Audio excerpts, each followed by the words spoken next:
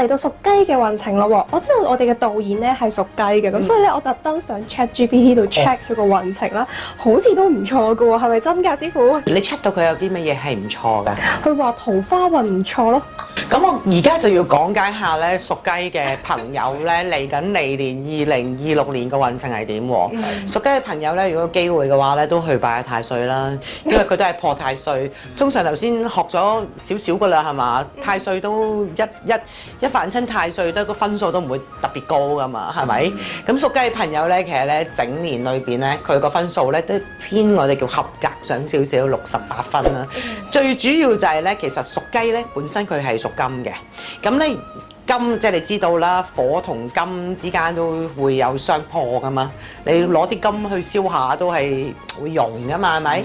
咁所以咧嚟到咧就會形成一個叫做咧金火相戰嘅格局㗎，係啦，喺紫微斗數仲要多咗咧2粒星咧，都係關於啲口舌是非嘅，係啦，就係嗰個勾當個勾神啦，同埋嗰個叫做貫索呢2粒星啦。咁所以咧屬雞嘅朋友咧喺嚟年咧佢個2026咧就好容易會有口舌是非啊，同埋咧自己講嘢咧都好似開口及着你都會得罪人嘅，係即係做嘢唔好講嘢，係啦，咁所以乖乖地做嘢，所以咪就係成日師承 ChatGPT 啦，師承呢個DeepSeek 啦，咁佢裏邊咧就可能只係揾一啲嘅大數據啦，嚇咁佢可能會混合唔係今年啊或者係明年啊嘅嘢嘅，好似我哋啲師傅先會識得嚟緊，即係佢哋個屬性係個五行屬乜嘢啊，我哋會將紫微斗數啲星位咧擺落去咧，佢先夠準嘅。事業上面人際關係裏邊會比較複雜啦，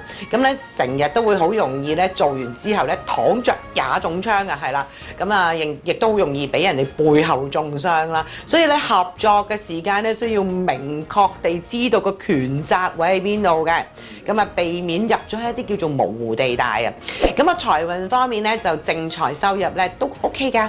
唔錯㗎，導演係啦，咁但係咧就係因為收入都叫做有增加咧，咁令到自己個使費亦都多咗，咁甚至乎有啲不必要嘅破財都會突然間出現嘅，咁留意翻啲合約性嘅細節啊，可能我原本以為做完呢個 job 咧賺到好多錢，點知原來有好多唔同額外嘅支出咧出咗去咧，就令到自己好似收入就少咗，避免呢啲叫做財務糾紛啊嚇，咁然後健康啦，咁都係肺部啊、皮膚啦。咁樣就會留意下導演，千祈唔好拍嘢拍到熬夜，熬得太夜，情緒會特別容易暴躁㗎。要得閒咧，要自己將自己 schedule 咧就要 mark 定佢咧，揾一啲地方嘅時間咧，要去舒壓下，去下旅行，去下玩下啦，咁就可以再充下電就翻嚟咧，咁個人就 energy 滿滿㗎啦。咁家庭方面咧就係家宅裏邊咧就其實家人溝通裏邊咧就要俾啲心機啦。咁大家都係相處好好嘅，不過咧就會因為咧屬雞嘅朋友咧，佢好多分唔同嘅年份啦。其實屬雞嘅朋友咧都會特別對啲我哋叫做器械嘅嘢會特別有興趣嘅。咁會頭先啱啱已經發生咗一下㗎啦，突然間個鏡頭吱聲啊！佢啲電器咧要有啲維護啊，同埋會自己唔知喺2026咧就係對自己嗰啲儀器啊同電子性嘅嘢咧都會特別容易整爛嘅嚇。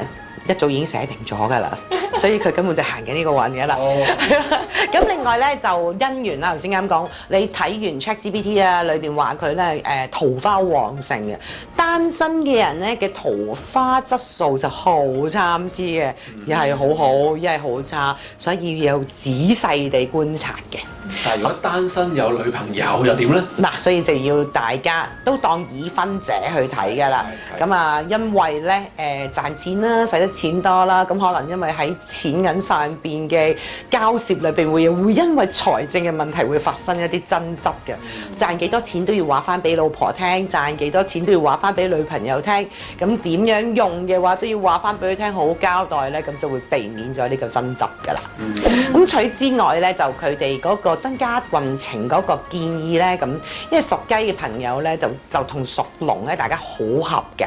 咁大家如果喺合作大家如果工作啊，或者係拍拖或者又點都好啊，家人裏邊都有屬龍嘅人咧，你會發現咧個運程會提升嘅，即係自己要捉住屬龍嘅人喺身邊啊嚇。冇錯，我都記得係啦。生肖上嗰個方向咧，東南位咧就可以擺一啲叫流動嘅嗰啲叫做水動波，相信你哋見過風水擺設裏邊有啦。咁另外咧，亦都有一啲咧，我哋自己咧都會有做過嘅一啲嘅風水擺設，就係其實係一啲香薰機，咁裏邊有啲香薰咧會噴一啲招財嘅氣味啊，或者會噴一啲咧招人緣嘅氣味啊，咁擺喺你哋嘅風水嗰個方向嘅東南方咧，就有助解你哋嗰個破太歲嘅影響。但係咧，如果我哋喺九宮飛星的話咧，咁其實咧你都要留意翻自己個屋企嗰個東南方咧，會唔會係同個廁所有關咧？如果有嘅話咧，咁我哋就叫你哋唔好擺㗎啦。係啦，咁啊多啲咧參加啲公益活動，做善事積福，咁咧就可以積累福報，運程滿滿啦。呢條問題咧，我純粹係我自己私心去問嘅。我個仔咧今年咧都係雞年嘅，佢係雞年出世嚇，咁啊喺學業方面又點咧？咁因為咧佢金火相戰咧，其實成年人你就會發現喺職場上面複雜嘅。咁如果小朋友嘅話咧，就會係喺學校裏邊咧就會互相有啲叫做鬥爭。未畢業嘅小朋友嗰班全部都係雞噶嘛。係啦，係咁我哋就會話，喂，咁嗰班雞究竟邊一個運程最好嘅？咁佢先至會即係叫做鬥得贏㗎嘛，係咪？其實最主要咧就係父母能夠點樣去幫佢哋咧，就要靠助力啦。呢段時間既然佢哋吱吱喳喳啊嘛，個隻咁嘅雞仔都會吱吱喳喳㗎嘛，咁你要帶佢去一啲我哋叫做係學習班啦。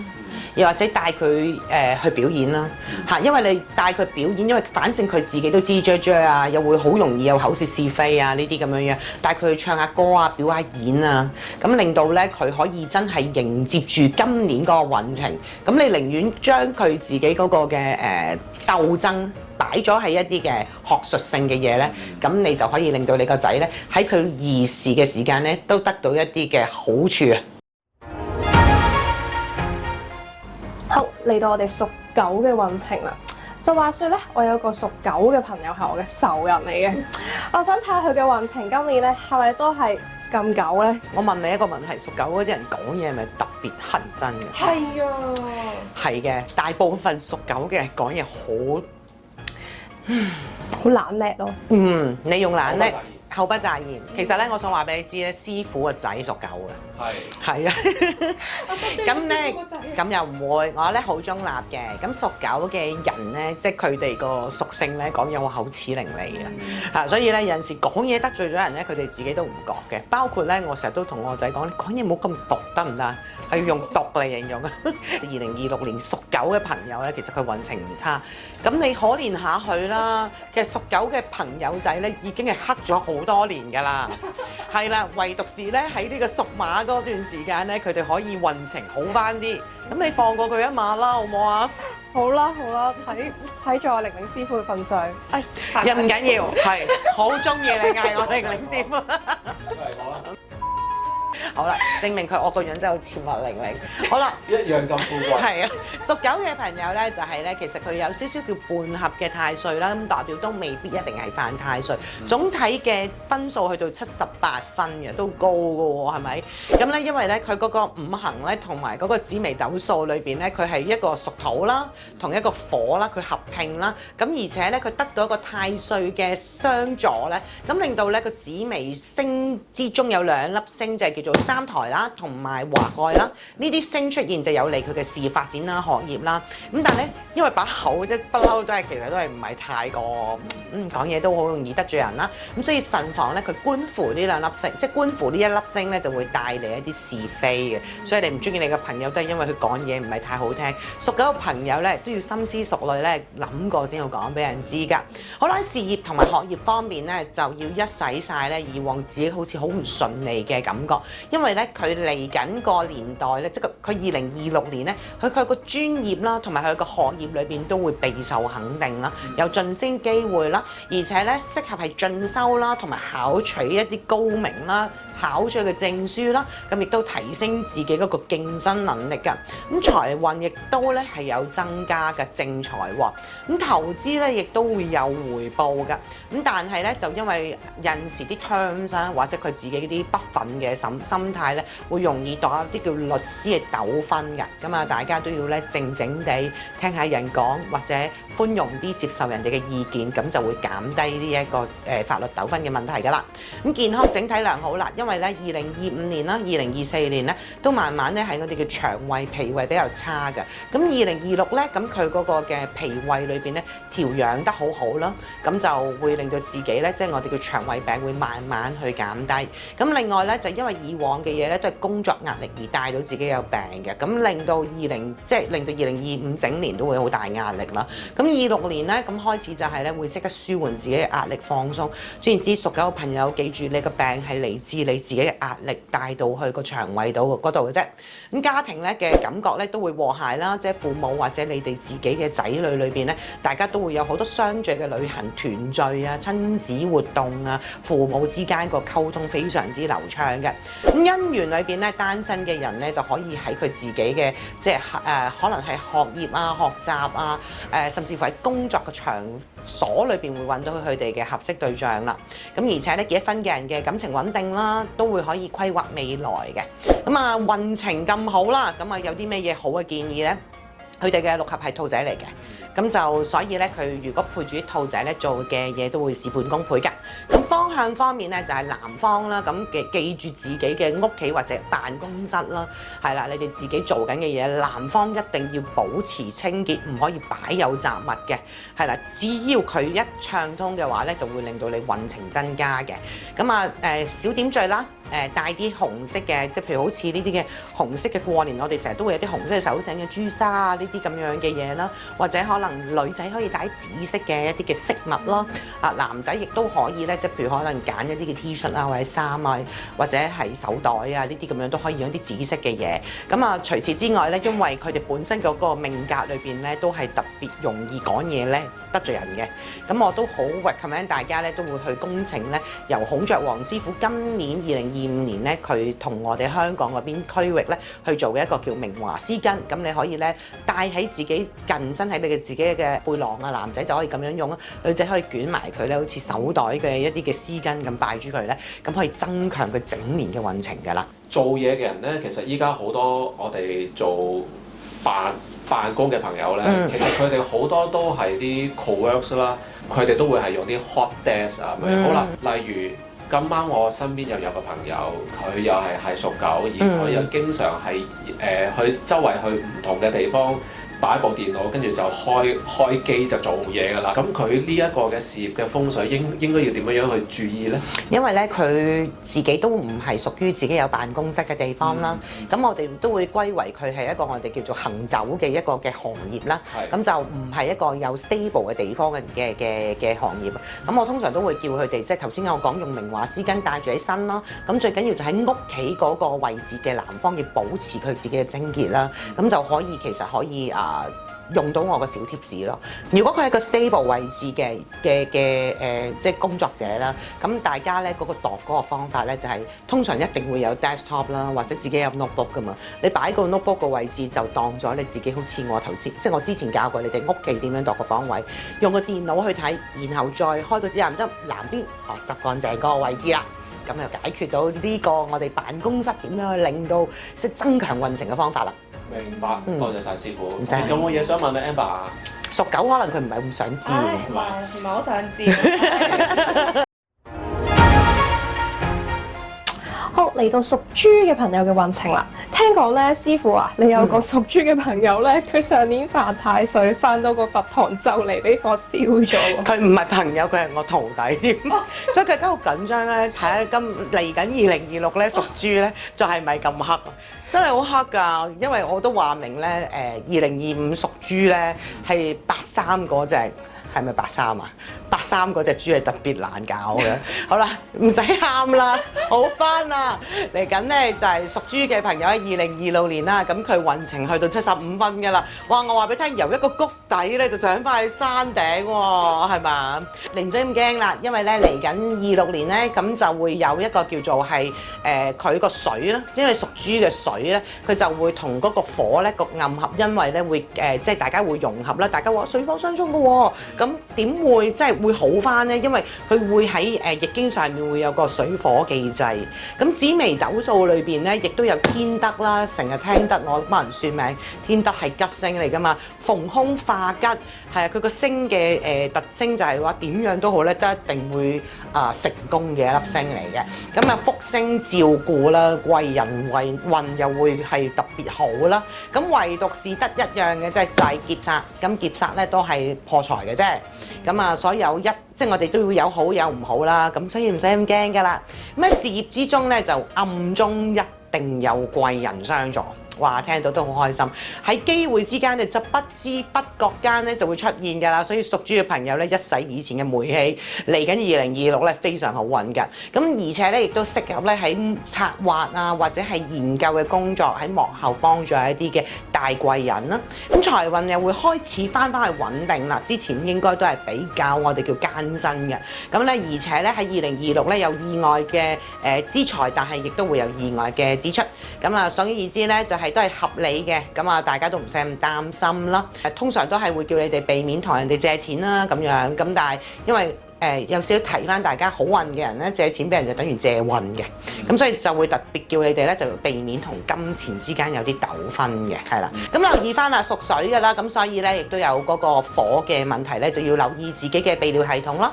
男性啊、女性都可以留意翻，會唔會有一啲我哋叫做即係泌尿都係尿道炎啊，即係呢啲咁嘅小毛病啊，腎嘅可能即係我哋個水太多啊，咁所以會令到呢啲嘅地方裏邊都會有一啲嘅問題。留意啦，唔好飲太多酒啊、捱夜啊，係啦，咁即係呢啲都可以解決到佢嘅。咁啊，家庭方面嘅運勢咧就好平穩㗎啦，係啦，咁亦都咧即係屋企裏邊咧家人相處咧，大家都會係好和洽嘅。咁啊姻緣啦，單身嘅人咧就會如果暗地裏暗戀人哋嘅人啦嚇。會特別會容易趨向穩定嘅，係啦。咁已婚者咧，咁咧亦都會咧，大家都會係製造好多浪漫嘅日子嘅，所以都係好 sweet 嘅。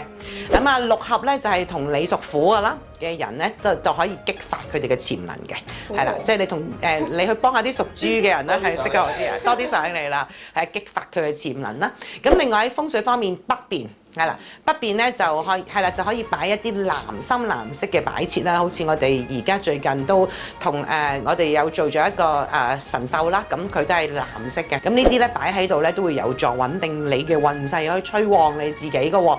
加多啲黑色啦，加多啲深藍色，因為呢啲都係屬水性嘅衣物啊、聖物啊，咁樣可以增強自己嘅即係嘅運勢嘅。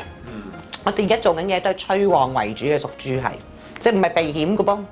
好啦，咁啊，我又想問，阿師傅，係屬豬嘅朋友，有啲邊一個嘅生肖係最唔適合係走埋一齊嘅啦？一走埋一齊就會嘈交啊、打交啊。你有冇身邊係屬豬嘅人啊？我身邊咧都有啲屬豬嘅朋友嘅。你咁問點解會有咁嘅原因嘅咧？冇啊，都係因為有啲唔好嘅經歷咯。哦，嗱，我又賣下關子，要俾功課觀眾嘅。其實咧，大家咧，如果想知道邊啲係衝自己嘅生肖咧？